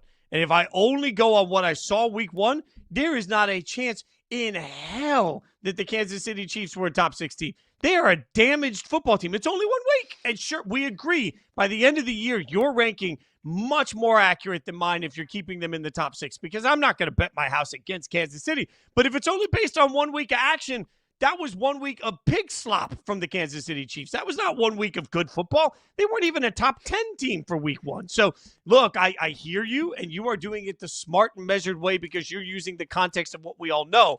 I'm just using the context of week 1, and that team sucked in week 1. I don't care how we package it. So then, Caroline, you had the vote for number 4, and at number 4, yes, you had the Philadelphia Eagles.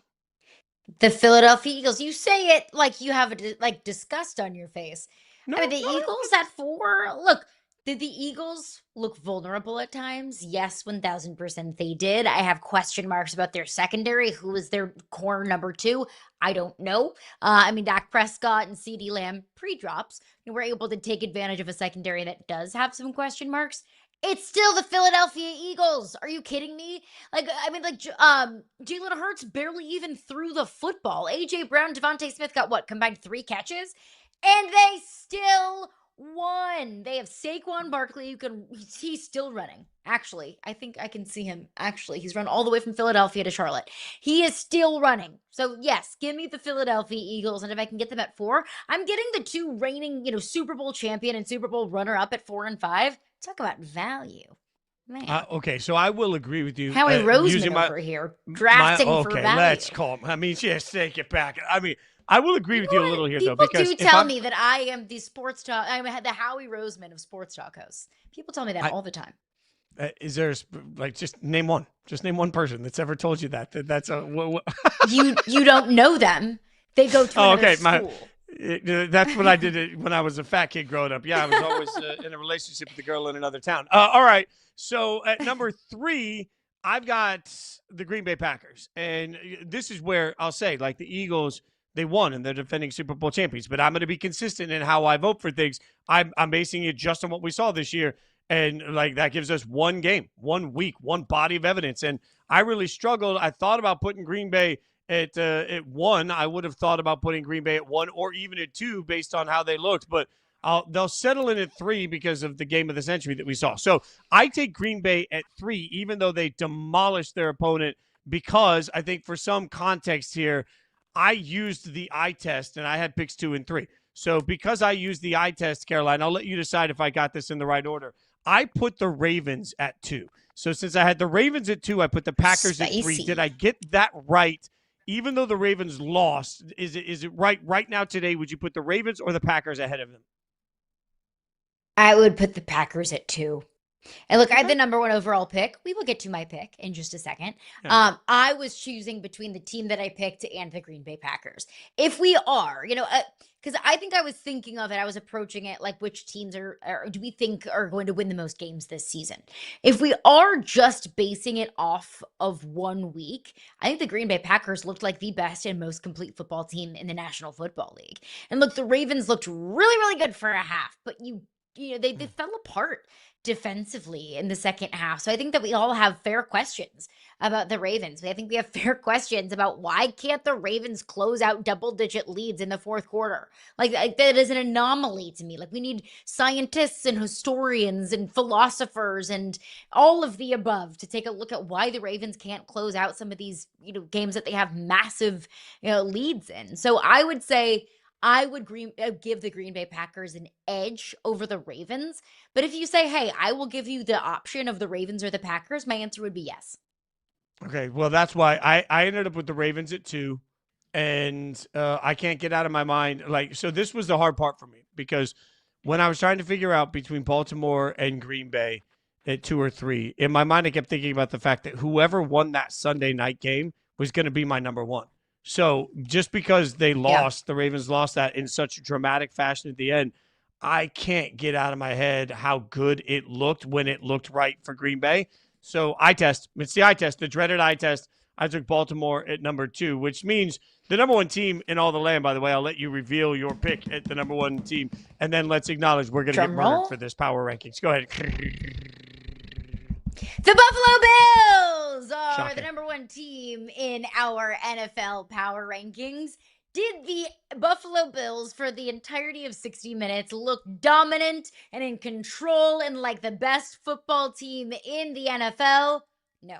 No, they did not. But they've got a man under center that I think can give Bills fans and all of us optimism and hope, or if your team is playing the Bills, a sense of dread and woe, and that's Josh Allen. And Josh Allen has proven time and time again, and he proved it on Sunday Night Football that, you cannot count him out. He has that clutch gene that Patrick Mahomes has that's just like, oh, mama, look at that man. So the Bills beating the Ravens, who I view as one of the best teams in the NFL, when they had a double-digit deficit going into the fourth quarter and they were able to close it out in regulation, I was just so impressed with the poise that we saw from that entire team. Do they have flaws? Yes, they do. But they were able to pull out, I think, the biggest win against, obviously the Packers looked the best, but I think the Bills had the biggest win of week 1. Yeah, I mean, what the Bills did and who they did it against. This is where it sounds like, we should give more credit for the win over the Lions.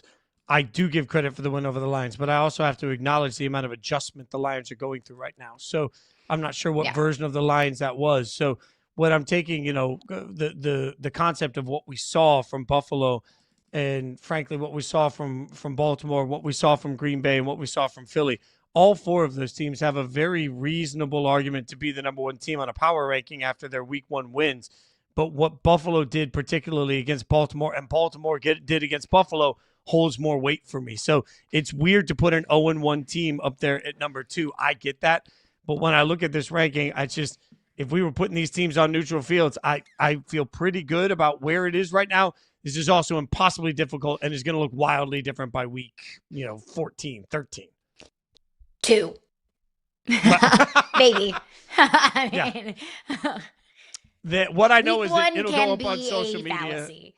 We will put these up on social media, and then we will await our public hanging because it is not going to be pretty when people see our top 6.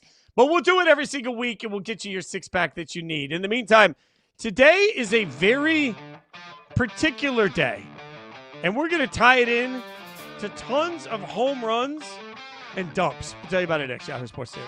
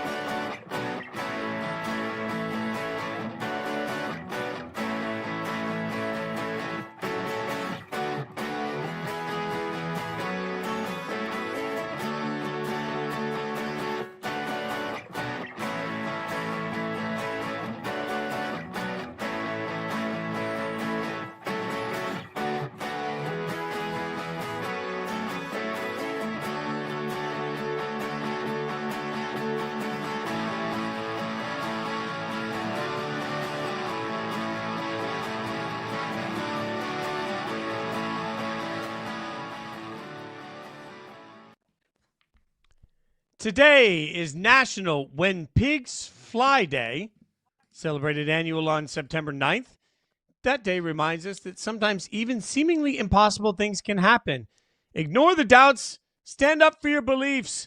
So happy When Pigs Fly Day to all who celebrate. And that's interesting. I just didn't know it even existed. I love any empowering message, including pigs flying. So we thought we'd have a little bit of fun with this, and we'll see how much we believe in the impossible in sports and entertainment. We got some scenarios where we're going to ask this question.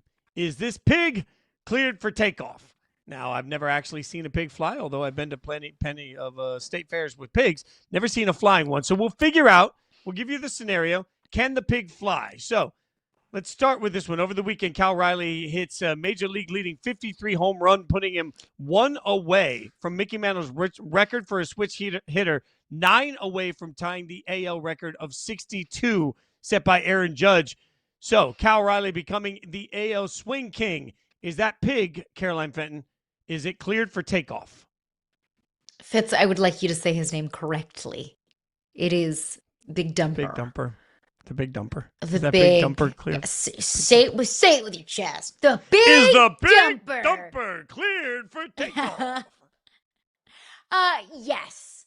Let me say yes. And look, he has 18 games to hit the, next 10 home runs to take the record because he's at 53. I mean, let's say it's 9. 9 games just to tie the record.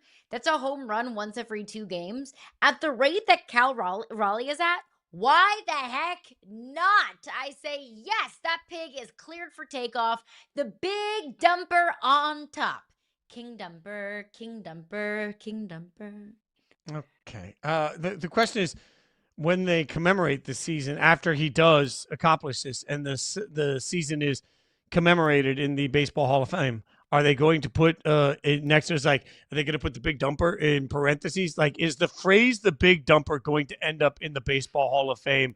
That is a pig that I've cleared for takeoff, because I think you're right. By the way, this 100% can happen. Yeah, like you at that point you embrace it. You put the Big Dumper in the Hall of Fame. No doubt. Yeah, I mean, you have to. I mean, it's a Hall of Fame nickname, the Big Dumper. So he needs 10 home runs over the next 18 games. Cooperstown. Oh, God. I can't. I'm sorry, America. I can't. You know what? I'm no longer rooting for it to happen, because now for the rest of the time, I'm going to have to say that.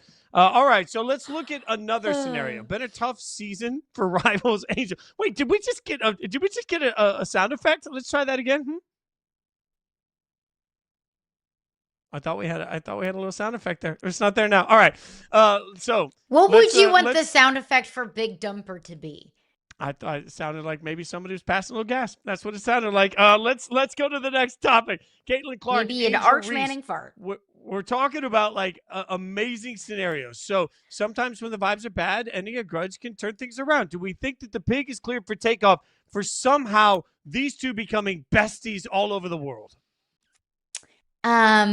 Besties, no, I do not. Look, they're civil. You see it there. They'll put on a smile for the camera. These two, I don't know them personally. I don't think these two like each other very much. And it goes back all the way to their college rivalry. Of course, Angel Reese pointing to the ring finger after LSU and her team beat Caitlin Clark in Iowa in the national championship game.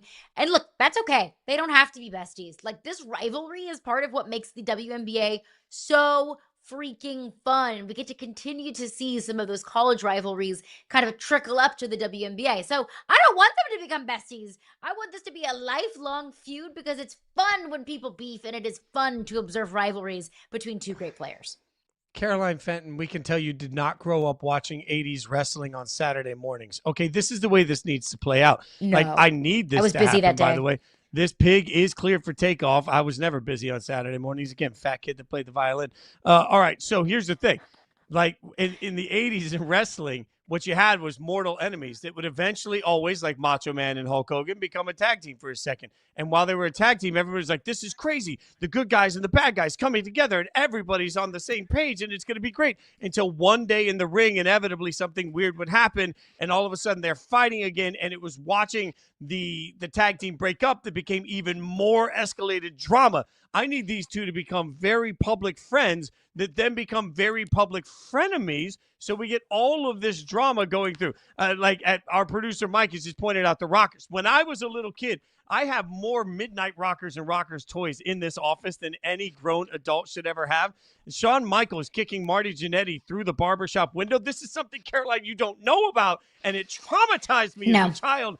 I'm so sorry. This drama. This is what I need. I need stage drama. I need Caitlyn and Angel to become besties, to go to like Paris Fashion Week, right? Be in the middle of all of it, and they're walking down the runway in these exotic outfits, and then boom, all of a sudden, staged fight between the two of them, and the rivalry escalates. I need the pigs to fly. Friendship, so that friendship can become enemies, so it takes another level. This is the level of drama. See, you just need more pro wrestling in your life, Caroline Fenton. That's wow. I got worked up on that. Do. Yeah, I'm just see, it's good script Love writing. Island. You know, I'll watch Love is Blind every once in a while. I got to get my drama somehow, but why not? Why couldn't that come at the hands of 80s wrestling? Why not? And Fitz, one of your passions is 80s wrestling. The other, your Raiders. So I will ask you a question, my friend, about your own team. The Raiders, there it is. Put it on. Put it on. They're 1-0. They're 1-0. Yeah. Yeah. Look at It's going to ruin my hair. Just a You man know and what that his just did to Raiders. my hair? Ruined it. It looks lovely. It looks lovely. Thank you. They have some amazing records in their history, Fitzy, as you, of course, know. They have a pair of 1-0 seasons.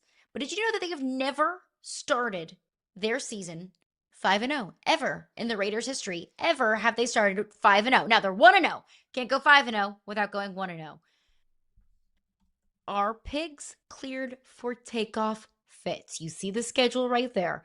Are the Raiders, for the first time in their history, going to start 5-0? All right, well, let's backtrack this, okay? They got one, so they need four more, all right? One of those is the Colts. Boom, got it.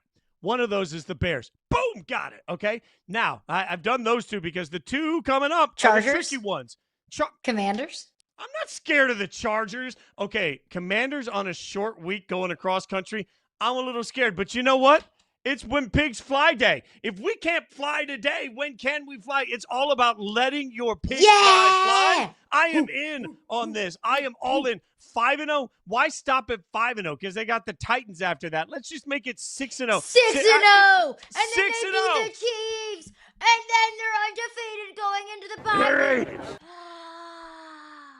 I'm telling you, goes wild. If the Raiders were to ever hit 6-0, you realize how just absolutely insufferable I would be. Like every minute of every day, it would be something. Like there's a better chance of me getting a massive Raiders tattoo on my chest right here than there is the Raiders hitting the bye week 7-0. But you know what? If I can't believe today, then what's the point? If I can't figure out a way to believe in the possibility when they're 1-0, it's going to happen, right? Right, Caroline? This is going to happen? Yes, of course. Absolutely. You know what? I'm going to put my money where my mouth is. I'm going to bet on it. Fitz, I'm going to bet your house that the Raiders go 6-0. You know what? That's fitting because I'm going to bet your house that LSU is about to absolutely run the table and go undefeated throughout the entirety of the regular season. We feel this? How do we feel that? Pigs flying? You know what? Why the heck not? It's When Pigs Fly Day. And frankly, I would feel a little bit more confident about LSU running the table than the Raiders going 6-0. Just to be fair. Just to be fair. Why? But why the heck not? Does anybody in the SEC look unbeatable? Like Alabama, gettable. Texas A&M, gettable. LSU has Florida this upcoming weekend. They just lost to USF. They're spitting on everybody. Sure, they can beat them. LSU never loses to Ole Miss at home. Like, there's nobody in the SEC, LSU included, that looks like they are absolutely, positively unbeatable. There's not a game on LSU schedule, really any schedule for that matter, at least just any schedule in the SEC for contenders, that I feel like is a big fat L in Sharpie and write it in big, fat red lettering because there's that one team that's better than everybody else. So sure, why not? I mean, LSU doesn't have back-to-back road games until Arkansas and then Western Kentucky. So sure, why not? Why the heck not? You've talked me into it. I'm also betting Mike Goldfarb, our producer. I'm betting his house on this also. So there we go. LSU runs the table. Now we've got your house and Goldfarb's house all on the line for it. Okay, that's we can all fair. get a house together because we all will, might be without one soon. Might be homeless. We could just live at Adam Sandler's house. I don't know if you saw Sandler showing off his moves. We all know that Sandler's got this the basketball moves to help everybody. The question is, at Adam Sandler winning an Oscar, all right, he's never been nominated for an Academy Award. In honor of his basketball skills, are pigs cleared for takeoff? Is he going to turn around and win an Oscar? Yes. Yes. Because I have watched Uncut Gems. I have seen Adam Sandler in Hustle. Like, Adam Sandler, I think, needs to get more credit for how good of an actor he is. Yes, he's goofy. And yes, Happy Gilmore 2 was like a total, hour and a half long cheese fest. Yes, we know that is, Adam Sandler's kind of shtick. But he's a good actor, too. He's been in good movies. So, yes, I think Adam Sandler does have an Oscar in his future. My God, no. He hasn't made a single movie that I can even make it through, including all the ones that you just listed. There is no chance pigs will not fly for Adam Sandler, but they would want to be on his basketball team because that he can do well. Come back tomorrow morning, 9 a.m. We'll be right here for Yahoo Sports Daily. She's Caroline Fenton. I'm Jason Fitz. Thanks so much for watching. See you tomorrow.